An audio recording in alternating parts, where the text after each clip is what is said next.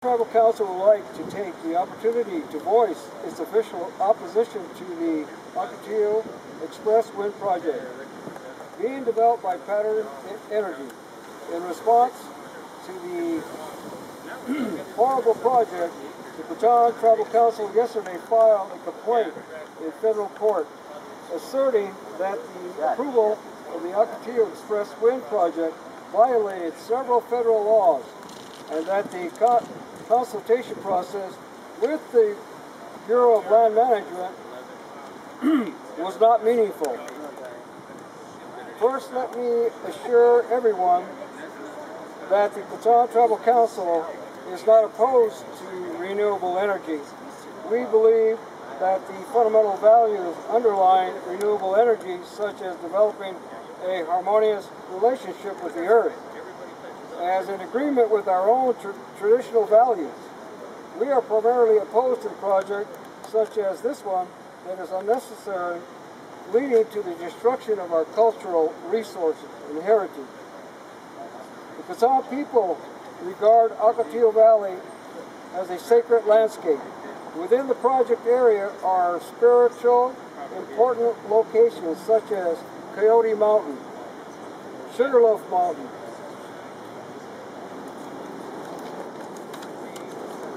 the Indian Hills archaeological sites to the west, and Mount Signal to the east. In addition, there are tens of thousands of cultural artifacts, hundreds of sites in the Ocotillo project area that are culturally significant. As such, cremation sites, a village site, geoglyphs, ceramics, sleeping circles, dancing circles, prehistoric trails, and stone tools.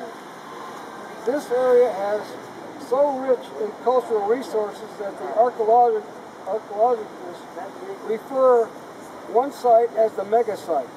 Two agencies, the Advisory Council of Historic Preservation and the State Historic Preservation Office, have both stated that this area is possibly an archaeological district and that the BLM should have studied this location more and conducted a better consultation with the tribal government.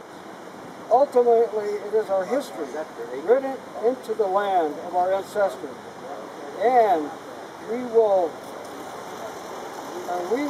use all avenues open to us to preserve and protect our heritage.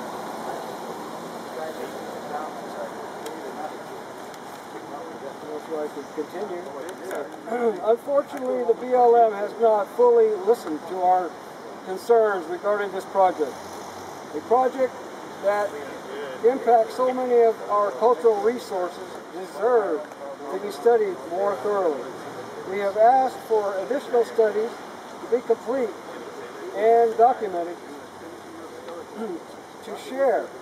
The final government impact statement does not begin to significantly. The statement does not begin to state the significance this area has for our people. It does not contain our voices of Indian people, and we have asked to meet with the decision makers. Instead, BLM chose to fast track the project for beneficiaries of Pattern Energy. BLM forced a fast application process upon us. They have refused to handle this application in an appropriate manner, and the BLM has not given the opportunity to meet with Secretary Salazar. All of our consultation meetings have been a mere formality.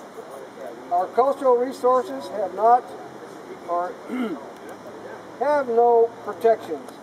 If our concerns were taken seriously, then the administration, which promised a better government-to-government consultation and a better relationship with the tribal government, wouldn't have